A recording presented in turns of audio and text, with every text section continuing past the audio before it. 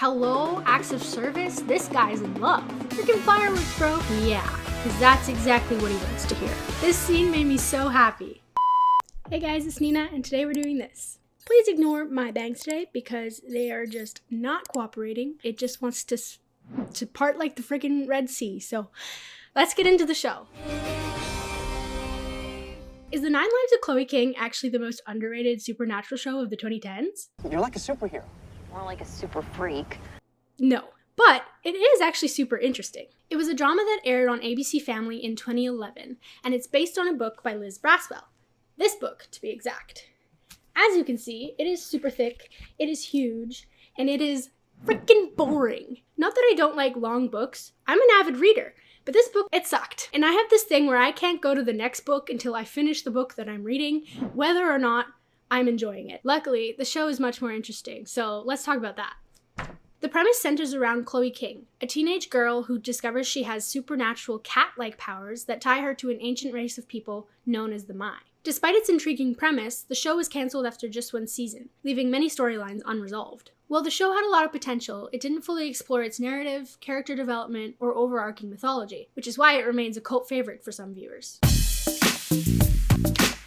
The series begins with Chloe on the verge of her 16th birthday, when she starts to notice unusual abilities manifesting: speed, agility, and cat-like reflexes. These powers come to full fruition when, after an attack in an alley, Chloe discovers that she can extend her nails like cat claws. It's clear that she's not just a regular teenager. She has crazy precision skills, like balancing on a park bench, getting a basket from across the hall, hearing music on an MP3 player from a distance, quickly jumping onto a car when she's almost hit by a cyclist. She realizes she's very nimble and goes out and practices her new skills by doing some parkour. Soon, after being chased by a guy with a scar on his face and being rescued by 2 of her classmates, Chloe learns she's Mai, a supernatural species descended from the Egyptian cat goddess Bastet. On top of that, she's the Uniter, an important figure who is destined to bring about the reunion of the Mai and humans, who once lived in harmony. What sets Chloe apart as the Uniter is her 9 lives, the ability to die and come back to life, each resurrection more painful than the last. However, there's a catch. Mai and humans cannot be romantically involved, as a Mai kissing a human would lead to the human's death. Chloe is also introduced to a looming menace in the form of the Order, a group that sees the Mai as a threat to humanity and is determined to wipe them out. Scarface's attempted murder, when he pushes her off the tower, is an example of the lengths that the Order will go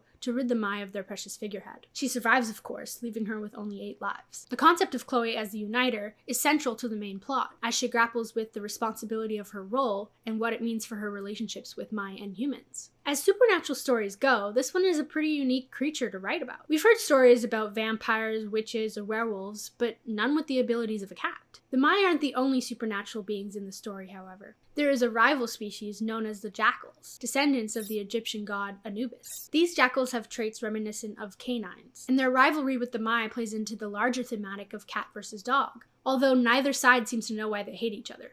In the 7th episode, a jackal named Kai is introduced. When he arrives, Chloe senses that he's afraid and wants to help him get back home. The other Mai don't trust him, and it turns out that they have good reason not to because he leads them into a trap. The whole scene with the jackal fight just makes me wonder, what is all this for? The Mai weren't doing anything to the jackals, and the jackals weren't threatened by the Mai.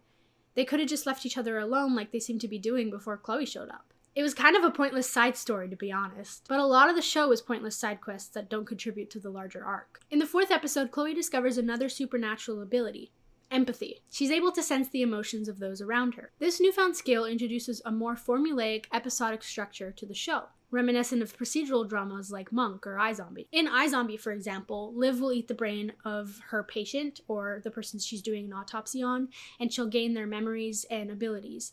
And using that knowledge, she'll go and help the detective solve their murder or just solve a mystery. Where Chloe uses her empathic ability to solve problems for those around her. For example, she senses her boss's fear regarding a problematic ex-boyfriend, and she helps bring him to justice. She also senses the guilt in Amy's new date, and she eventually helps her out of some pretty shady business. These episodes, while compelling, seem somewhat disconnected from the overarching plot. They tend to be self-contained storylines that don't add much to Chloe's growth as the Uniter, her relationship with the Mai, or the looming threat of the Order. While these mini-adventures allow for some exploration of Chloe's powers, the inclusion of these side plots leads to a scattered narrative, where moments of real intrigue are buried beneath repetitive or tangential stories that don't contribute to the larger arc. With that said, let's dive deeper into the characters. Okay, maybe I wasn't being completely clear. I didn't come here to ask permission. I came here to tell you what I'm doing. I'm gonna take him back to his family, and no one is gonna hurt him. Chloe's character is defined by her refusal to back down, even when it means putting herself in harm's way. Despite constant warnings from her My Protectors, Alek and Jasmine, to avoid dangerous situations, she always acts on her belief that helping others is the right thing to do. In the series' first episode, she accidentally kills a guy with a kiss, something that she didn't realize would happen. Overcome with guilt, she attends his funeral and discovers that his brother is in trouble. Her defiance and sense of justice are evident in her attempt to dismantle a drug ring in order to free his brother, despite Alek and Jasmine urging her to leave it alone. Her ongoing defiance is most evident in her interactions with Valentina, the leader of the My. Valentina constantly urges Chloe to embrace her role as the uniter. But Chloe finds it difficult to follow orders from someone who demands she abandon everything she knows in order to, what? Not die?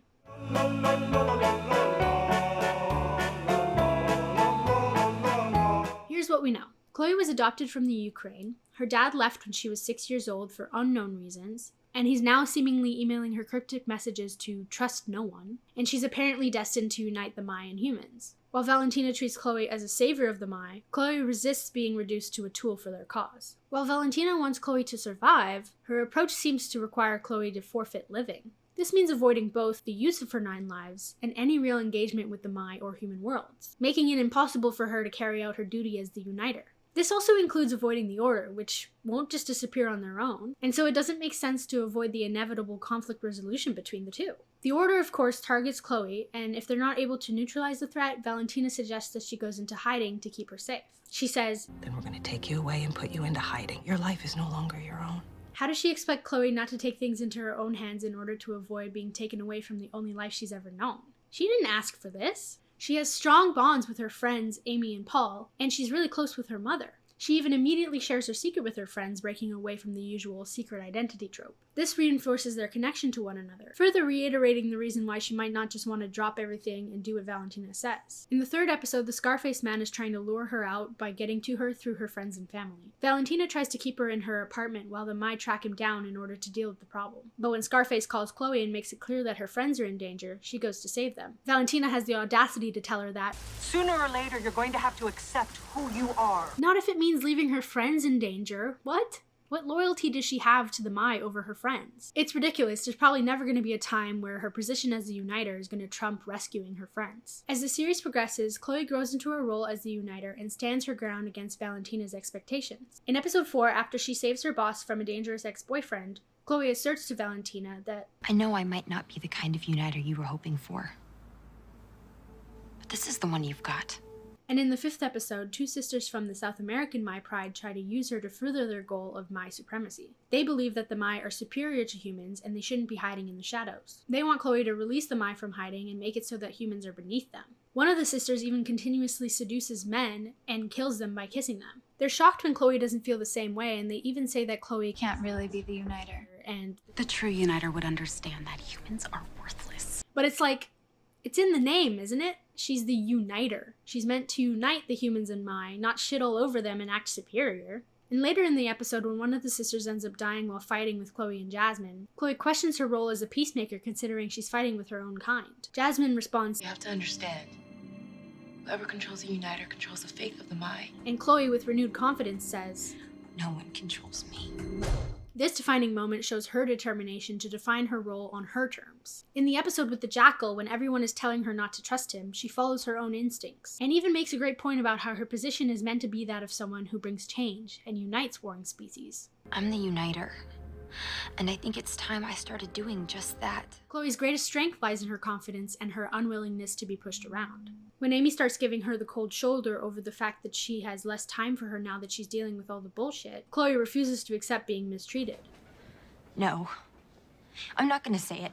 She stands up to Amy and makes very good points about the position she's currently in and the stress that she's under. But you have to accept me as I am now.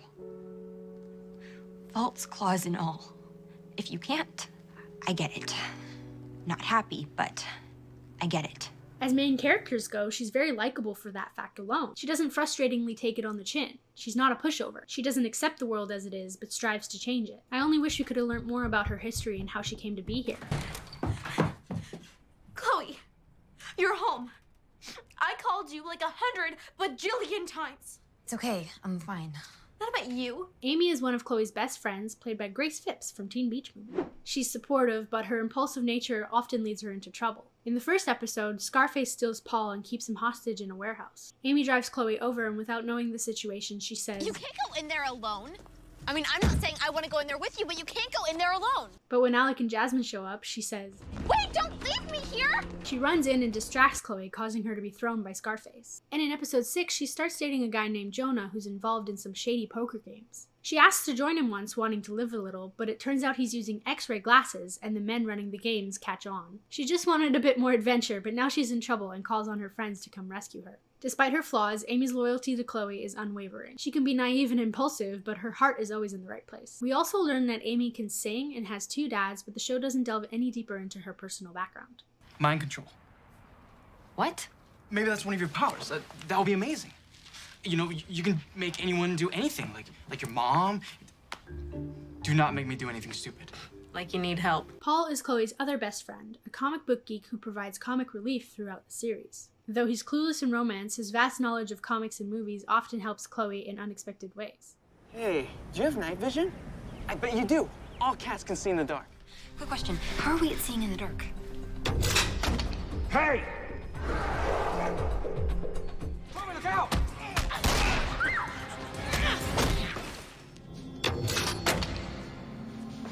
I knew it!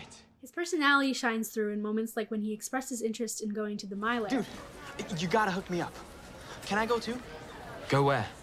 You know, to see your lair. Or when he mentions how long he's dreamt Being of being swept away to fulfill an ancient destiny. In the 4th episode, he expresses interest in becoming Chloe's sidekick and gets upset when Amy actually fulfills that role simply because she has a car.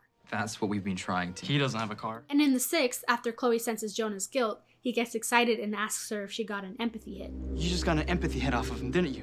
What? Empathy hit? Yeah. It's pretty good, right? He's proud of coining the term. Paul is also kind of goofy. Chloe, I got him! Supposedly, I'm being watched at every moment. Maybe we all are. Every moment? Why is that bad? No, I just might want to change what I wear to bed. This is your fault, and now you need to help me fix it. How can whatever it is be my fault? I haven't done anything. You'd be surprised what can end up being your fault. Put that down. He's good for a little chuckle. Aha! What can you tell me about this fine circa 1980s polyester jacket for $120? It's vintage. It's nuts. Brian is Chloe's main love interest, a college student who returns home to investigate the mysterious death of his mother. While initially he seems to be just another suitor, Brian's storyline deepens as he uncovers dark family secrets. His father, who's connected to the Order, is a distant and tough figure, causing tension between them. Brian is unaware of the Mai and their hidden world, but his involvement in Chloe's life grows as he becomes entangled in the mystery of his mother's death. I'd hypothesize that her death had something to do with the Mai. Maybe she was kissed. Brian's dad is the typical absent father. He's pretty much a jerk, and Brian's return to get to know him When I was getting to know you. suggests that they were never close to begin with. Yet his dad brings up fishing trips and shared memories, hinting at a bond that might indicate otherwise. He's tough on him, expecting him to be a man, so to speak. In episode 5, Brian's dad decides to send him back to school, even taking it upon himself to call the university and re-enroll him. He says he hasn't seen Brian take initiative during his time off. Pretty sure you can't make an adult go to school if they don't want to, but for some reason Brian accepts after mild pushback. Later, after reflecting on a photo of his mom, Brian proposes to work at his dad's company in order to stay in town. His dad surprisingly agrees, but remains just as tough on him. In episode 6, the company is having a charity art show that Brian is meant to help run. When Brian mentions inviting Chloe, his dad snaps, This isn't a party, it's work. only to then say, There's no reason why you can't combine the two. mixed signals much? In the same episode, we learn that Brian's dad might not actually directly be part of the Order, as the redheaded lady insists that he, Let the Order handle this. but he refuses to be intimidated by them or the Mai. I'm not gonna let them or the Mai intimidate me. He's speaking of them as if they're a separate party. If he's not a part of the Order, then what's his connection to all this? Was he an outsider drawn in by his wife's death? Or am I just reading it wrong and they just meant like the Order as an organization versus him specifically handling it? Either way, there are many mysteries surrounding his character. The plot thickens when Brian, with Chloe's help, finds his mother's wedding ring in a storage unit that he was led to by a mysterious note with a key. It said, "Do you really know what happened to your mother?" This is what initially made him come to town in the first place. The thing is, his dad told him that the ring was stolen when his mother died. So how is it in this storage unit along with many of her other possessions? Then, Brian suspects that his dad lied about his grandmother being dead. Brian and Chloe follow a clue to her whereabouts and see if they can get some answers. She's very much alive and reveals that Brian's dad disowned her. The final episode delivers a shocking twist. Brian's grandmother is actually connected to the Order and has been posing as Chloe's father, sending her cryptic messages in order to gain her trust and ultimately lure her into a trap. I thought the messages meant that her dad knew everything and that he was staying away for a reason, possibly to protect her. But in reality, it's been Brian's grandmother the whole time. I can't help but wonder how she got a hold of the storybook. Chloe and her dad used to write little fairy tales, and Brian's grandma quoted one of them in one of her emails in order to prove she is who she said she is, even though she isn't. But how does she have one of the storybooks? Are they connected in some way? This revelation leaves questions about Chloe's father's fate and whether he even had any knowledge at all about the Mai. Did he really just dip? Or is he dead like Chloe's mom suspects? It also deepens the mystery around Brian's family, pushing him to confront his father, who still refuses to reveal the truth. When I first watched the show, I was suspicious of Brian and his intentions with Chloe. I couldn't tell if he was involved with the Order or had any knowledge of the Mai.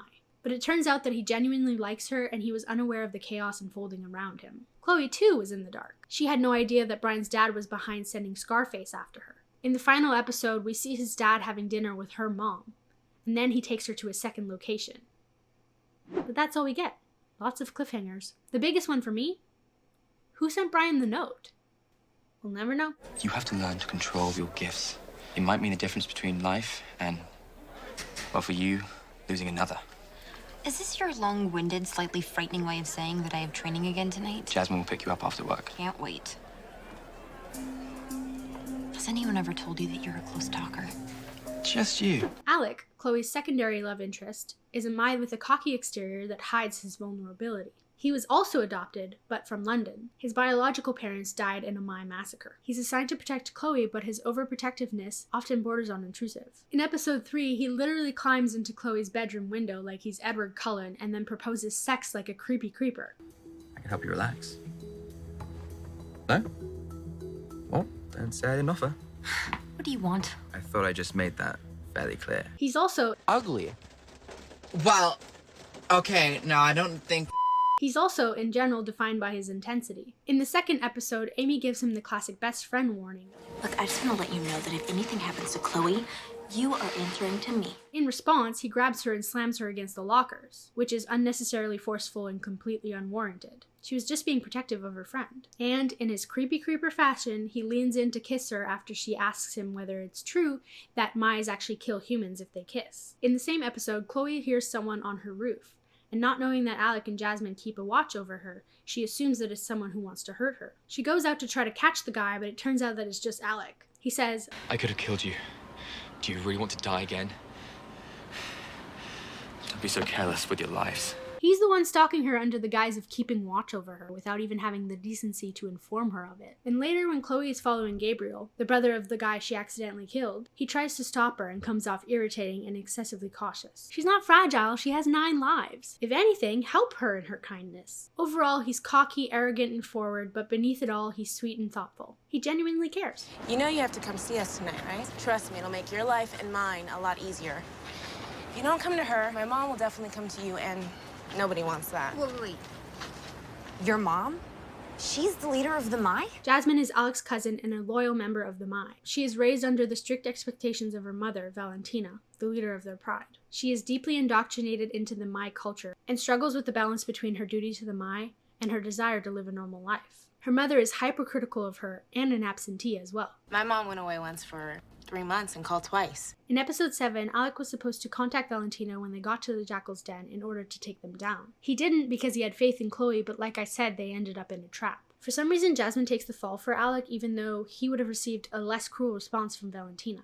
I understand she did it because it's easier for Valentina to believe that she's the one that messed everything up. She's more than willing to think that I'm the one that screwed it up. But that's also a reason not to take the blame. Like, Alek would have gotten a slap on the wrist, so what exactly are you protecting him from? Near the end of the season, she falls for Zane, a Mai guy, and is happy. When her mom is finally home to meet him, she is completely rude. And when he leaves, she berates her for not doing her job and keeping an eye on Chloe. I left you in charge. It's your job to know where she is at all times. Find her.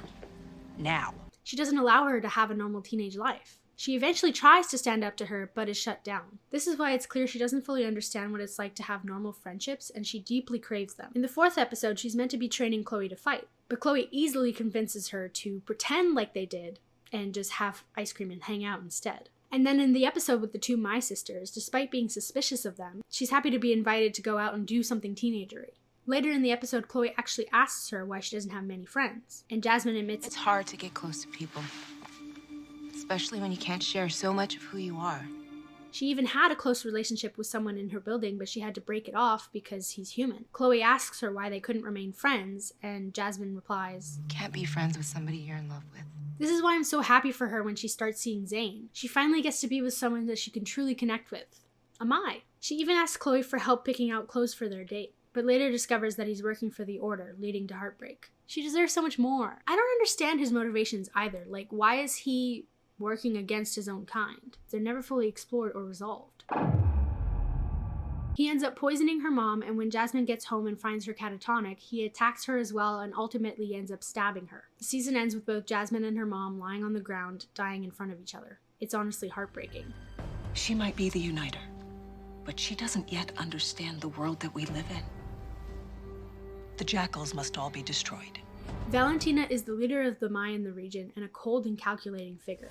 Apparently my orders were not very clear. She is fiercely protective of Chloe, but her lack of empathy and her insistence that Chloe abandon her human life in favor of her duties as the uniter make her an unlikable character. But my friends and family might not fit into your new life. Huh? She even says, "No one in your life will ever be safe." Which honestly is confusing. As we saw earlier, the Order is trying to get to Chloe through her friends and family. But why? Her friends and mom are human, and the Order's whole mission is to protect humans from the Mai. It's completely hypocritical to harm humans as a means to an end, when the entire purpose of the organization is to protect them. Don't worry.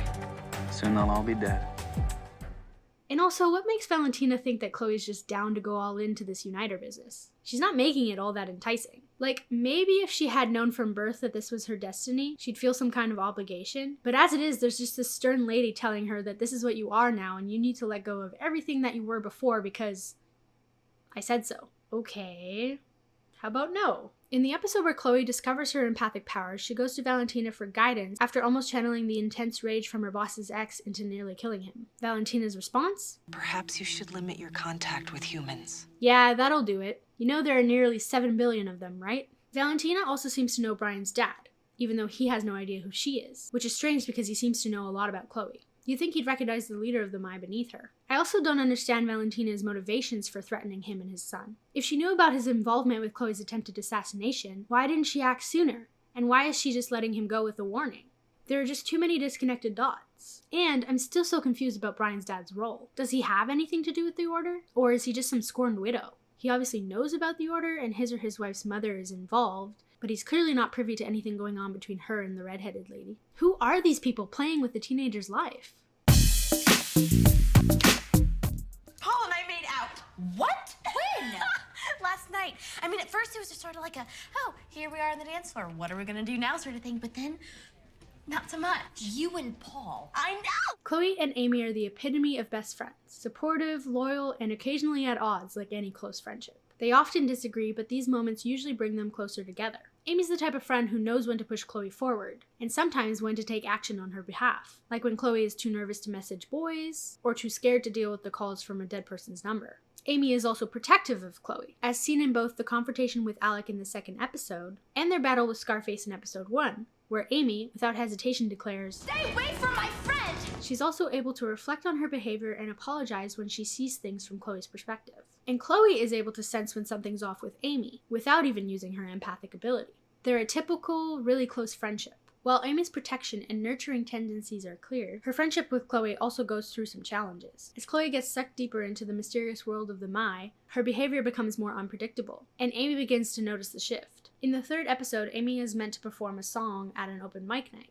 But since Chloe was busy meeting Valentina, she took her name off the list. Chloe encourages her to put her name back on the list, but she ends up missing the 2nd performance as well because her mother is threatened by Scarface. Thankfully, she still calls Amy beforehand to check in and offer her support. By episode 4, Chloe's flakiness leads to Amy saying, I seriously think I might be in the market for a new best friend. Chloe overhears it thanks to her heightened sense of hearing. Despite this, Chloe is still late to their weekly friend dinner, and Amy makes it clear she's annoyed. Chloe brings up what she overheard, and unsurprisingly, Amy gets upset that she's eavesdropping on their conversations. The rest of the episode, Amy continues to throw shade at Chloe. I'll admit that I was on Amy's side a bit at first, but then Chloe stands up to her and makes some really great points.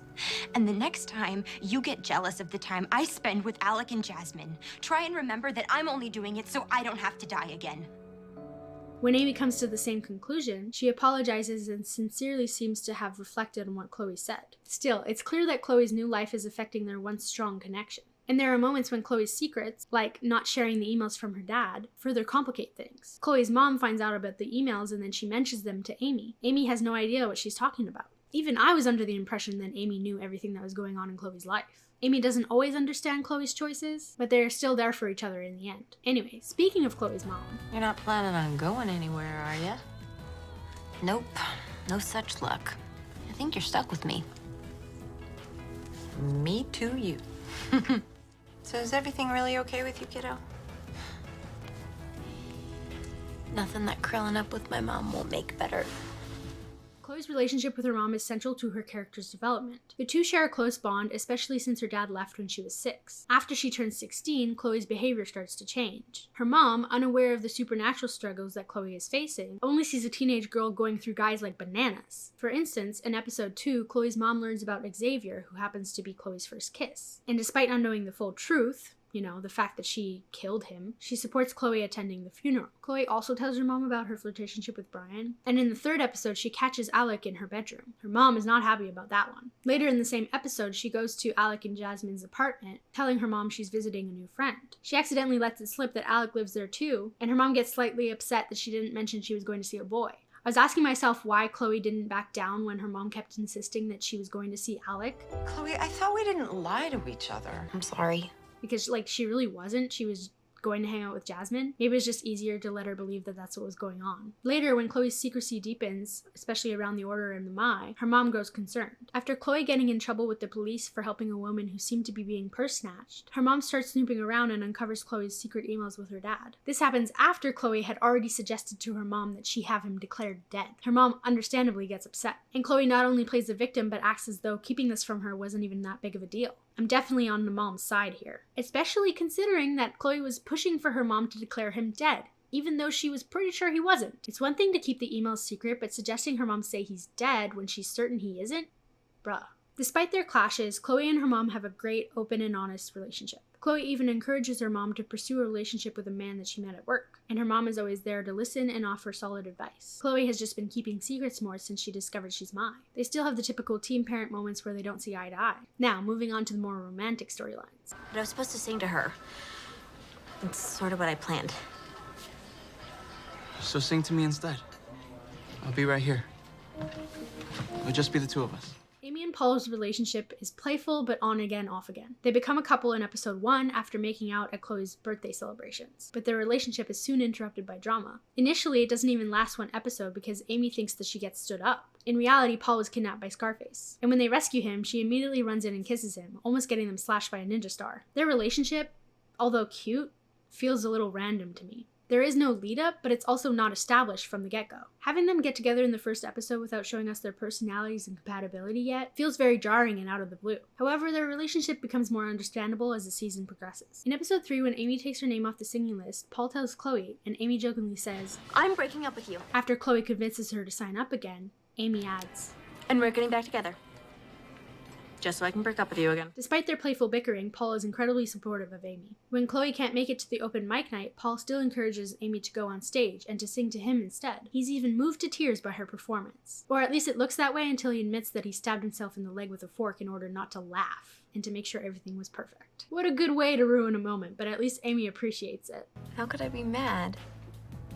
It's like the sweetest thing anyone's ever done for me. Sure, but also, why would he need to worry about potentially laughing at her? And why would he admit to it? You always laugh when I sing you one of my songs. Always. I won't. Not this time. But hey, at least he's honest. In episode 5, Amy starts feeling frustrated with the lack of romance and effort from Paul in their relationship. She vents to Chloe, who passes the message along to Paul, explaining that Amy wants to take the relationship to the next level. However, Paul completely misunderstands. Instead of planning a romantic night out like Amy expects, he gets naked and gets into her bed, assuming that she wants to have sex. Naturally, she kicks him out, and by the next episode, we find out that they've broken up over the misunderstanding. I mean, maybe just, talk to him about it, but I guess that's what teenagers do. Something scary happens and then they're out.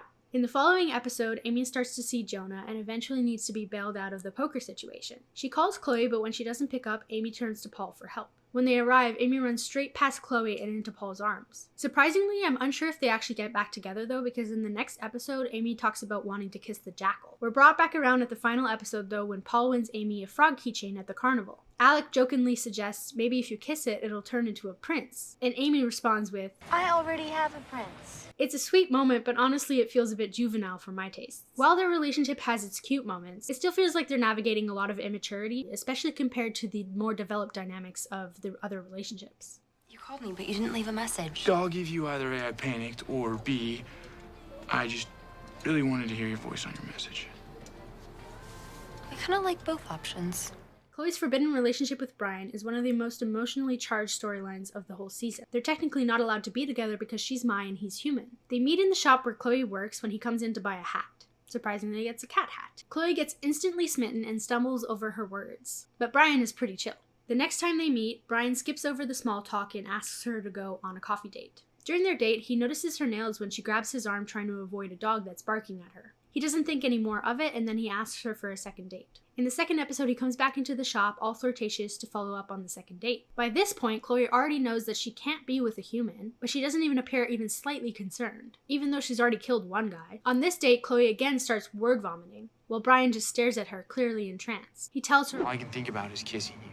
And they lean in. For a split second, Chloe forgets that she can't kiss him, but then she pulls away. She uses the excuse that she was at a funeral today without mentioning that it was the funeral of the last guy she kissed. The date ends with both of them having talked about Xavier and Brian's mom, respectively. Despite the awkward end to their date, they both agree that even though they spent the evening talking about death, it was still the best crappy date ever. Later in the episode, he comes over to drop off some flowers. With the best intentions, he tells her that he wants to give her all the time she needs, and I know that you and I are going to have a lot of dates in our future. He then kisses her on the cheek, which raised a question for me. Like, obviously they can't kiss each other on the lips because he would die.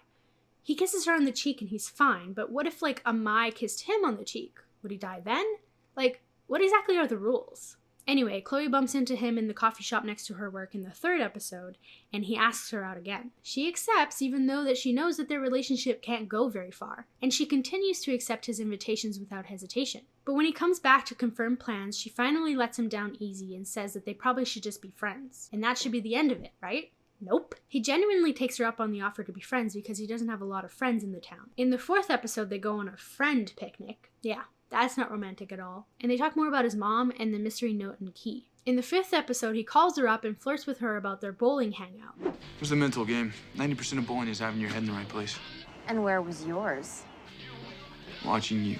But again, they're just friends. When he tells her that his dad is sending him back to school, he proposes a proper going away dinner at an Italian restaurant. But again, just friends. The whole time, Chloe continues to flirt back and is honestly encouraging the line to be crossed. When he comes over to tell her that he convinced his dad to let him stay, Chloe harshly shuts it down without letting him get a word in. She finally realizes that him leaving is a great opportunity to stop the back and forth and avoid being hypocritical to the Mai sisters. But then, towards the end of the episode, she calls him up to reconcile with him. She honestly should have just let sleeping dogs lie. To be honest, I personally don't even find that they're even that compatible. They haven't even shown any shared interest or commonalities. Sure, he's cute and they flirt it up, but is he really worth all this trouble? Moving forward, nothing really changes. Their friendship continues to be flirtatious and not like a friendship at all. Like I said earlier, he invites her to the work gala, which is a formal event and like clearly not something that you would just invite a friend to. When he sees her in her dress, we get that classic staring and falling more in love scene. And when they go back out to eat afterwards, he finally admits that I can't be just friends. I think I'll fall in love with you. And it's at this point that she finally cuts it off. As much as him disrespecting her clear verbal wishes to remain friends is not great, I have to admit that she was definitely encouraging it more than shutting it down. Now she's forced to fully stop all contact, which she probably should have done way earlier. And you might think, finally this is done and over and she could move on. Amy even thinks the same thing and encourages her to pursue Alek instead. But when she ends up kissing Alek at the end of the 7th episode, guess who was witnessing it? Yup, Brian. Brian sees them kiss and assumes that this is the reason that she couldn't be with him. It breaks my heart a little bit. She rushes after him to explain, telling him that they're just friends, and he replies, So another just friend then. You know, I'm not sure you actually know what that means. He's not wrong. Later in episode 8, Chloe sees Brian with another girl and she gets upset. At this point, she doesn't really have any right to be upset seeing him with another girl because, she let it go on for, way too long. Luckily for her, she spots the storage building that he's been looking for and is able to help him further his investigation. Because of this, he forgives her and they continue with their friendship. She goes on helping him with his mom stuff while dating Alek. She clearly can't move on from him, though. While talking to her mom's date's daughter, Chloe confesses that she wished she had told Brian that she loves him. But why? To break his heart even further? You can't be together, so what's the point of giving him false hope? It's just cruel. Plus, she's saying that while she's currently with Alek. Although later in the episode, she defends Alek when he's involved in a confrontation with Brian. She's talking to Brian about his mom, and then Alek comes over and grabs her arm because there's something urgent that they need to go and do. Brian, jealous and thinking that Alek is hurting her, gets into a physical fight with him. Chloe yells at him to get out, but of course this doesn't end their roller coaster relationship. Brian later apologizes and everything goes back to normal. Well, whatever they think normal is. In the final episode, Chloe goes on a road trip with Brian to meet his grandma, and she doesn't tell anyone where she's going or who she's with, not even Alek. And then later he comes over to try to have takeaway dinner with her really late at night. Dude, that's so intimate, and she's with Alek. Again, he's disrespecting her and crossing boundaries, and she's not even really shutting it down. Things take a turn when Brian follows her as she's trying to meet up with her dad. Chloe is shot and dies, and Brian holds her in his arms, desperately asking her to wake up and repeating that he loves her. When she does wake up, because of her 9 lives, they end up kissing. And of course, he dies, which everyone told her would happen. Forbidden love, more like a toxic relationship that ends in death. A real Romeo and Juliet story. Let's talk about my OTP. You are in charge of the world around you. I don't know, Listen to my heartbeat. Just that. And nothing else.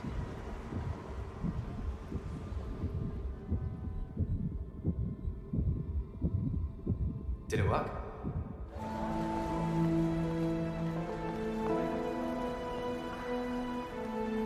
Chloe and Alek might be a controversial OTP simply because of how overbearing and honestly creepy Alek is at first. Maybe you can show me some of your moves sometime. No moves, just a lucky shot. I wasn't really talking about basketball. Subtle. I'm not trying to be. Don't be an idiot. If he ever comes within 10 feet of you again, I will personally rip out his lungs. There's not gonna be like a ceremony or anything, is there? No. I'd probably call it more of a sacrifice. You're an excellent teacher. Maybe I can teach you a few other things. Coach says a 4-9 won't even get college scouts interested. Turn around. Having fun? What the hell are you doing? He could be in trouble. Why do you care? He's a drug dealer. He's Xavier's brother. I owe him this. No, you don't. You have to let it go. Chloe, just do what I tell you. Highly suspicious. But he's just putting on a front, and deep down he's so sweet and he just cares so much about Chloe. Look, I don't mean to be a jerk. It's just...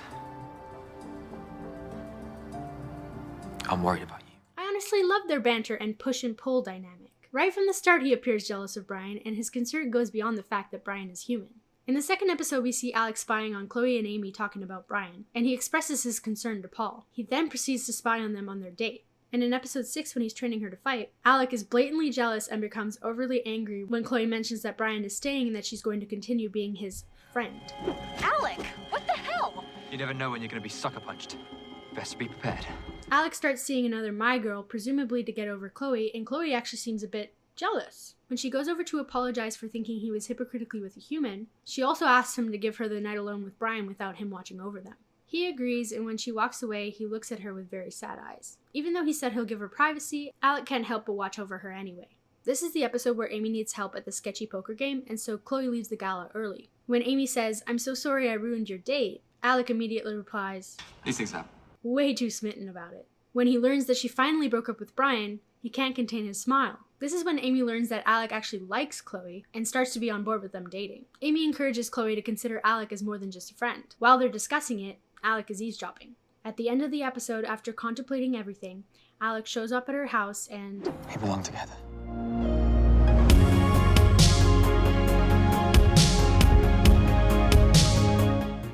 fireworks, bro. This scene made me so happy. Sadly, it was somewhat ruined in the next episode when we find out that Brian actually saw it and Chloe rushes after him. She says, "It just happened, okay? Nothing is going on between us." Yeah, it looked that way. And Alek, clearly hurt, says, Nothing.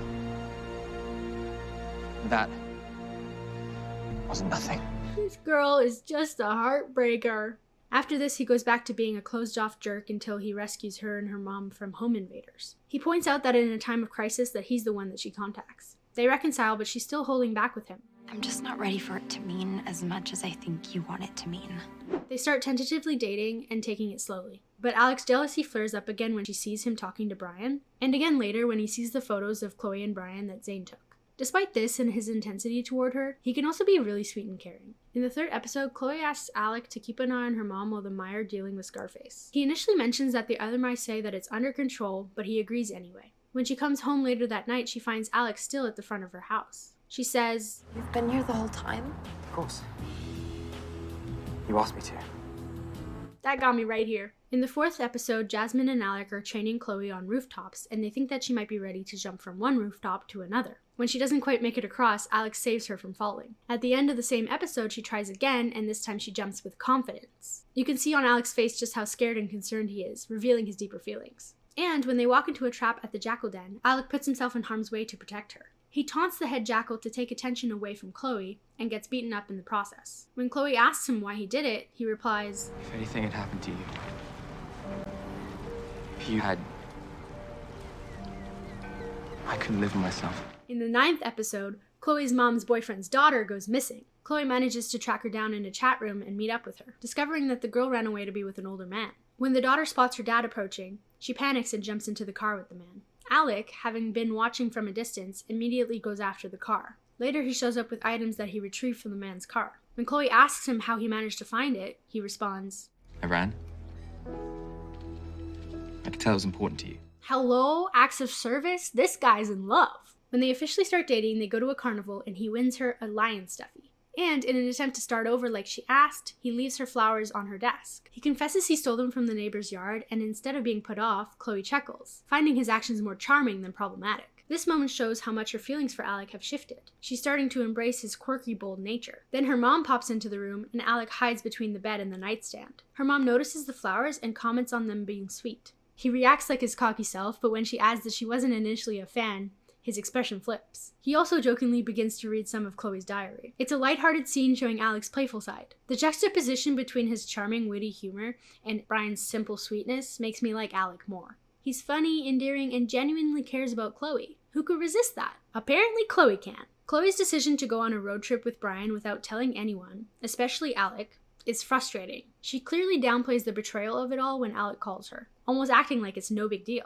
Look, I'm sorry you were worrying. I'll try and be better, but I'm supposed to meet up with Amy and Paul. I'll call you later, okay? But let's be real, if it was just a friendly outing, why hide it from everyone? She knows there's more to it than just that. And deep down, she knows that it probably means more than she's willing to admit. She's totally dismissive of Alek's feelings, just like she was towards her mom when she found out about the emails. And to make matters worse, she later admits to her mom that she's in love with Brian, and Alek overhears her. When he confronts her about it, she initially tries to play it off, but eventually she says, But it doesn't matter, we both know I can't be with them. Yeah, because that's exactly what he wants to hear. Don't worry, Alek, I can't be with my first choice, so you're the only one for me. He leaves heartbroken, and that's the end of their storyline, sadly.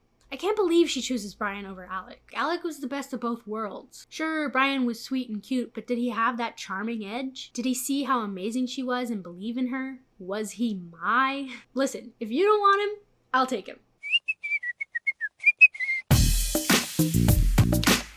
Like I said, this show had so much potential. The random formulaic structure that used Chloe's empathy power probably could be dropped, but the deeper storyline was intriguing. We're left with so many questions and a huge climactic finale. Where is Chloe's father, and what does he know? Who are her biological parents, and how did she come to be the uniter? How is she even meant to unite the species? Who sent Brian that mysterious note, and what really happened to his mom? How is his dad connected to the Order? What does his grandma want? And is he really dead? Are Jasmine and Valentina really gone? And what's the deal with Zane? I mean, why? Honestly, if you've read the book, spoil me in the comments. I need to know. And as always, follow me on my socials and don't forget to give this video a like and a physical thumbs up, and I'll see you later. And if you want to see me, subscribe. Seriously though, tell me what happens. Like, I read this book, I don't remember anything. Obviously, it did not read the rest of the series, but like, just tell me what happens. Write it in the comments. I need to know, please. Thank you. Bananas. Hell fucking no. Fuck. Paul and Amy. I don't care. To prove that she said who she was, she said she is who she said she was.